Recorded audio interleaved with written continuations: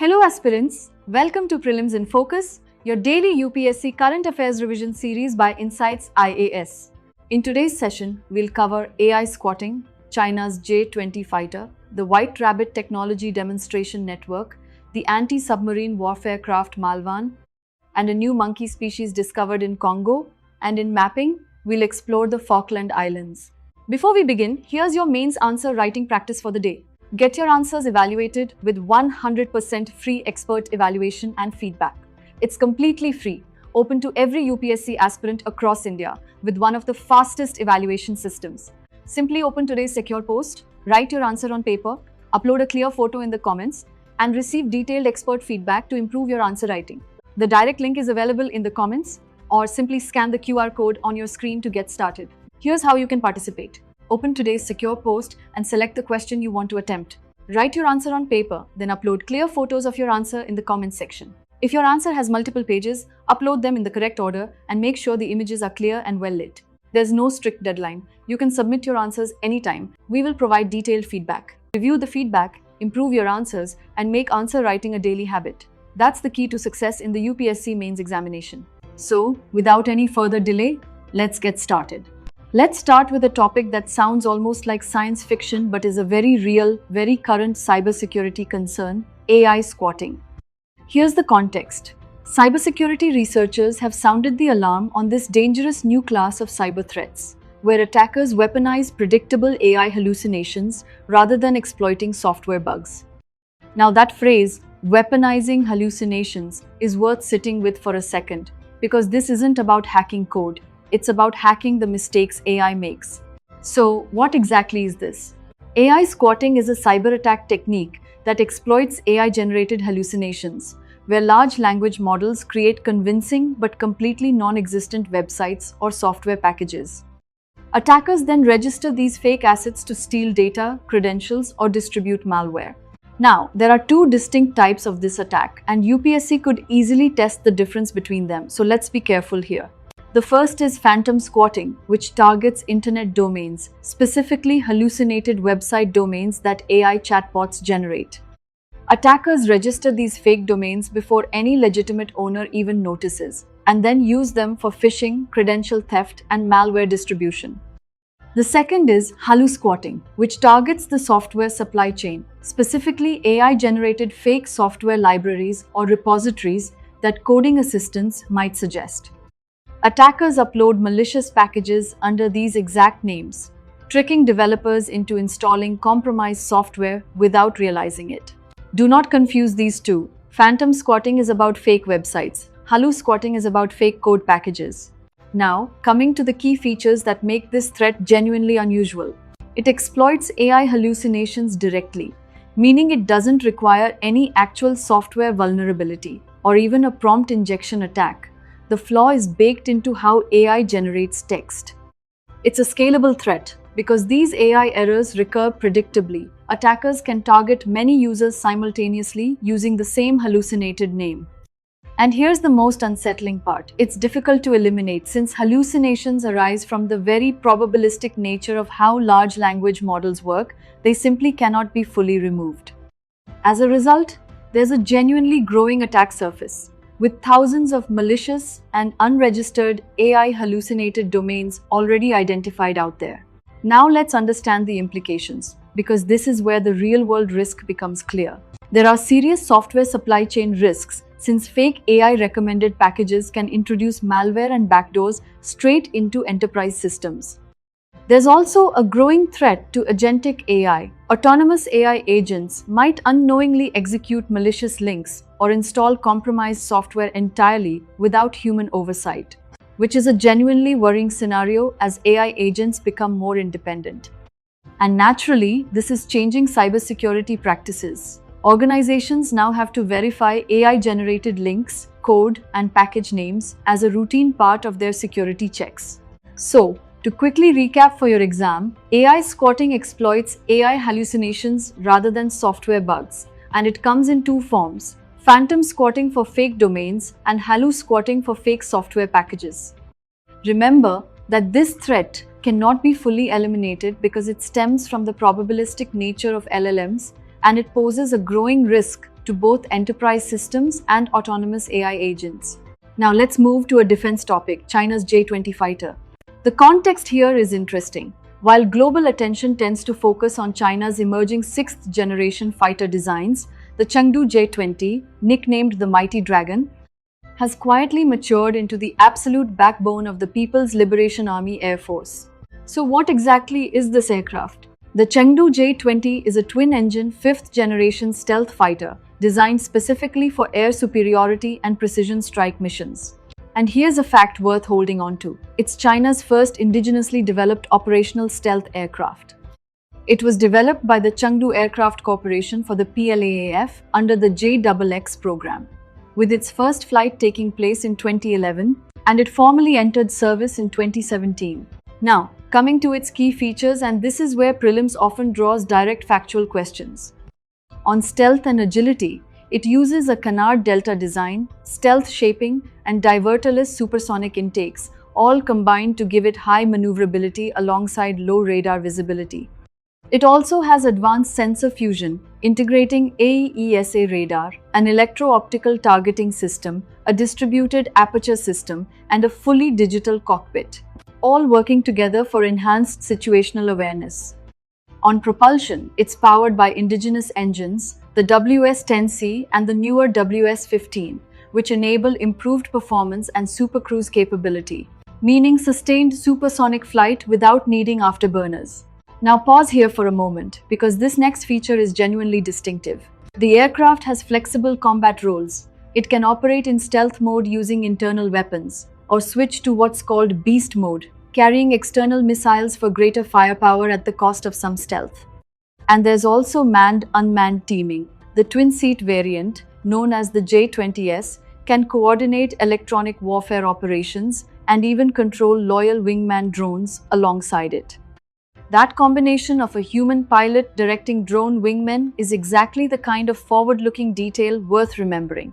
On strategic significance, the J-20 strengthens China's air dominance, since its large-scale production is rapidly modernizing the PLAAF and expanding China's fifth-generation fighter fleet, and it enhances China's Indo-Pacific power projection, improving its ability to challenge rival air forces by targeting high-value assets and supporting operations in sensitive zones like the Taiwan Strait and the South China Sea.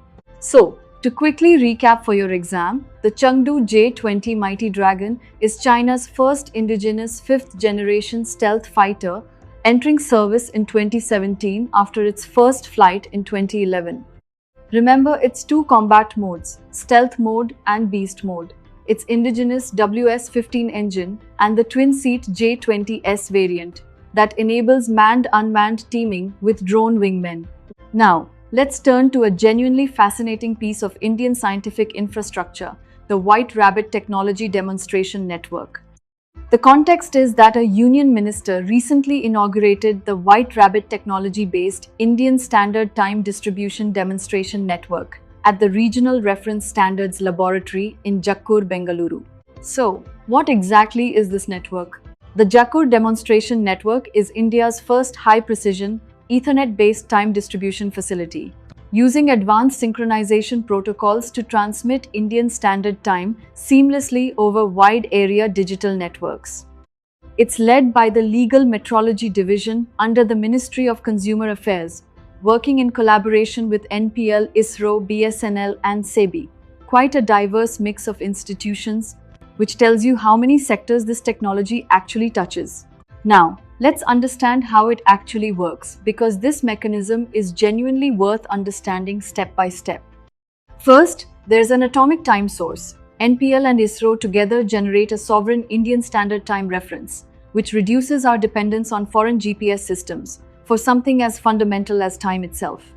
Second, time is transmitted using the Precision Time Protocol, sent through Ethernet or fiber optic networks using the IEEE 1588 standard for highly accurate synchronization. And third, there's automatic clock calibration, where devices continuously correct their own clock drift using phase locking, ensuring stable sub-nanosecond synchronization across the network. Now, coming to the key features of White Rabbit technology itself.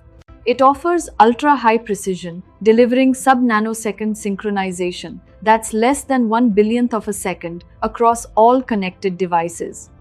It provides deterministic communication, meaning data reaches devices with predictable and fixed latency, which is essential for synchronized operations. It's highly scalable too, supporting thousands of devices across networks that can extend beyond 1,000 kilometers. And here's an interesting origin story. It's built on an open-source platform based on CERN's original White Rabbit technology, which allows India to build customized, indigenous applications on top of it. Now, why does precise timing actually matter at a national scale? This is where the strategic applications come in. It helps in securing critical infrastructure, protecting defense, power, and nuclear networks from GPS spoofing and external timing attacks through a genuinely indigenous timing system.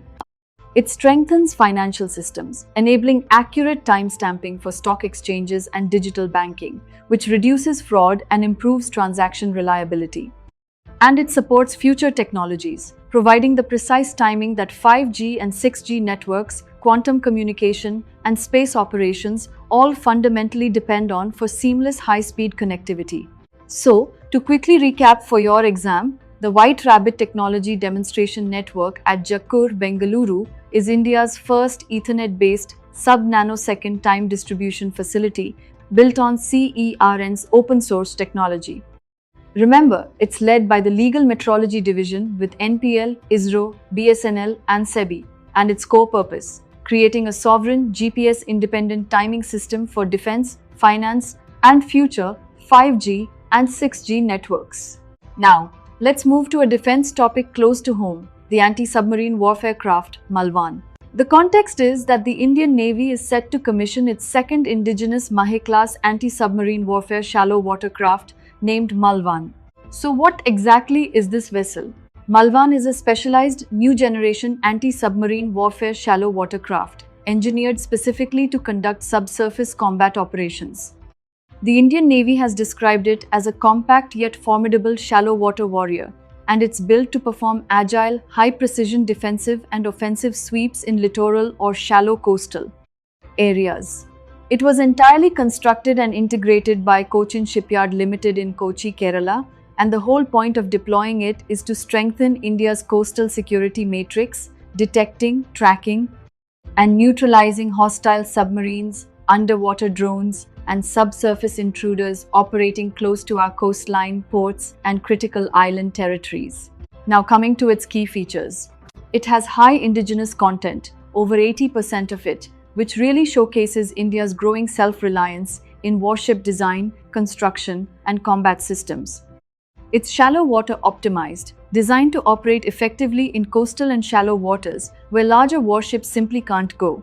Its compact and agile design means a lightweight hull that provides high speed, fuel efficiency, and a quick response to underwater threats. It carries advanced anti-submarine sensors, equipped with both hull-mounted and towed array sonars for detecting and tracking submarines. And it's fitted with powerful weapon systems, lightweight torpedoes, anti-submarine rocket launchers, and mine-laying capability. On strategic significance, it strengthens coastal defense, enhancing India's ability to detect and counter enemy submarines and underwater drones close to shore. It protects maritime assets, safeguarding ports, EEZs, offshore energy assets, and shipping lanes, which in turn frees up larger warships to focus on blue water operations further out at sea. And it boosts indigenous shipbuilding, demonstrating India's growing capability to build advanced warships domestically, while also supporting defense exports and supply chain resilience. So, to quickly recap for your exam, Malvan is India's second indigenous Mahe-class anti-submarine warfare shallow water craft, built by Cochin Shipyard Limited with over 80% indigenous content. Remember its role in shallow water anti-submarine operations, its sensors, hull-mounted and towed array sonars, and its weapons, torpedoes, rocket launchers, and mine-laying capability. Now, let's move to a genuinely exciting discovery from the animal kingdom, a new monkey species. The context is that an international team of scientists has officially confirmed a new monkey species, locally known as liqueli, discovered hiding in the dense tree canopies of the Democratic Republic of Congo. So, what exactly is this species? It's been given the scientific name Colobus congoensis or Congo colobus, and it belongs to the larger Colobus genus, a group of critically important arboreal African monkeys known for lacking thumbs and having specialized leaf-eating diets. Now, on where it's actually found. Its geographical core is exclusively in the remote, high-altitude tree canopies of Lomami National Park, located in the Central East region of the Democratic Republic of Congo. And this is a genuinely rare species. It's highly secretive and restricted to a very specific, isolated sector of the tropical rainforest, one that provides exactly the food resources and canopy structure it needs to survive. Let's go through its key biological and behavioral characteristics now, because these are genuinely striking. It has strikingly distinctive facial markings, bright pinkish-orange lips set against a jet black face and uniform black fur. Researchers actually speculate these vivid facial markings might act as visual signals, either for mate attraction or group identification, within the dark, shaded forest ceilings where it lives. It also shows thumbless evolution. In line with all colobus monkeys, this species simply doesn't have thumbs, and that's not a defect, it's an adaptation. It allows their hands to act as clean, curved hooks, perfectly optimized for rapid swinging and branch leaping through dense branches. It has a secretive arboreal nature, notoriously shy and avoiding human proximity, spending almost its entire life high in the top layer of the tropical forest canopy. And it produces a deep, resonant, roaring call, a distinct, powerful roar that echoes across long distances. In fact, because the species is so hidden, tracking teams often locate groups by their acoustic roars long before they can actually be spotted visually. On significance, by feeding on fruits and leaves, the species helps disperse seeds, promoting natural rainforest regeneration. And its recognition as a distinct species enables legal protection, targeted conservation measures, and international funding to help curb poaching. So, to quickly recap for your exam, Colobus congoensis, or the Congo colobus, locally called liqueli, was newly confirmed in Lomami National Park in the Democratic Republic of Congo. Remember its thumbless hands adapted for branch swinging, its striking pinkish-orange lips against black fur, and its role in rainforest regeneration through seed dispersal.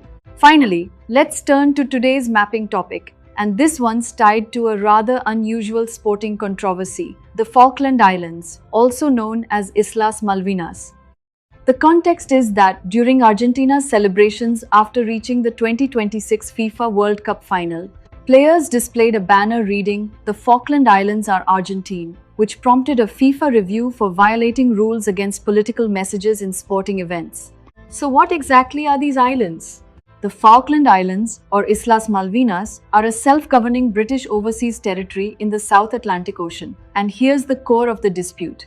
They're claimed by both the United Kingdom and Argentina. On location, they sit about 480 kilometers east of the Strait of Magellan, northeast of the southern tip of South America. Stanley, on East Falkland, serves as the capital and largest settlement.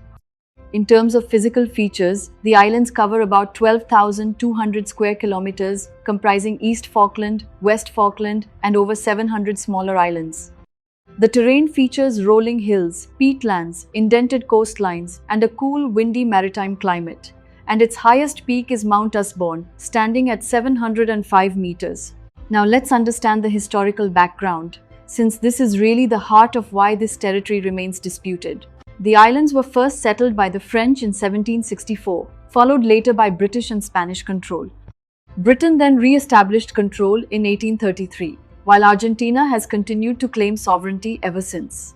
And this tension eventually erupted into the 1982 Falklands War, fought over 74 days, which ended with the restoration of British control.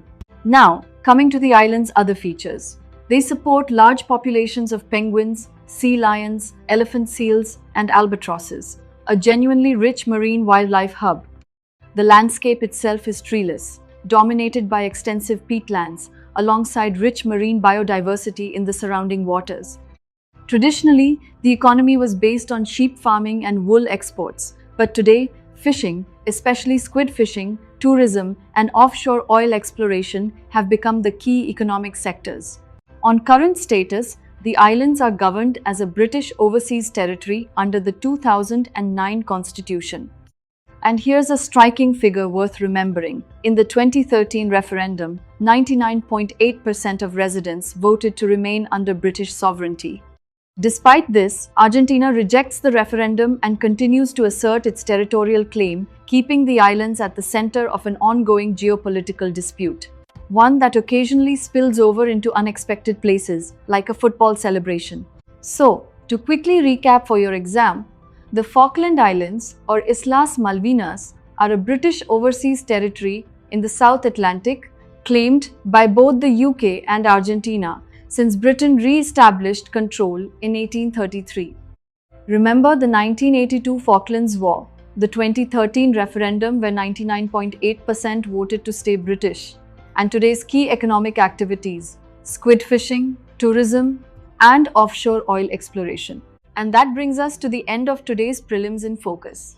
In today's session, we covered AI squatting from GS Paper 3, Science and Technology and Cybersecurity, China's J-20 fighter from GS Paper 3, Defense and Security, the White Rabbit Technology Demonstration Network from GS Paper 3, Science and Technology, the Anti-Submarine Warfare Craft Malvan from GS Paper 3, Defense and Security, the new monkey species Colobus congoensis from GS Paper 3, Environment and Biodiversity, and the Falkland Islands under mapping. For the complete current affairs article and today's practice MCQs, visit insightsonindia.com using the link given in the description. Also, subscribe to the Insights IAS YouTube channel and join our official Telegram group for regular UPSC-related updates and learning resources. Thank you for joining us today, and we will see you again in the next session.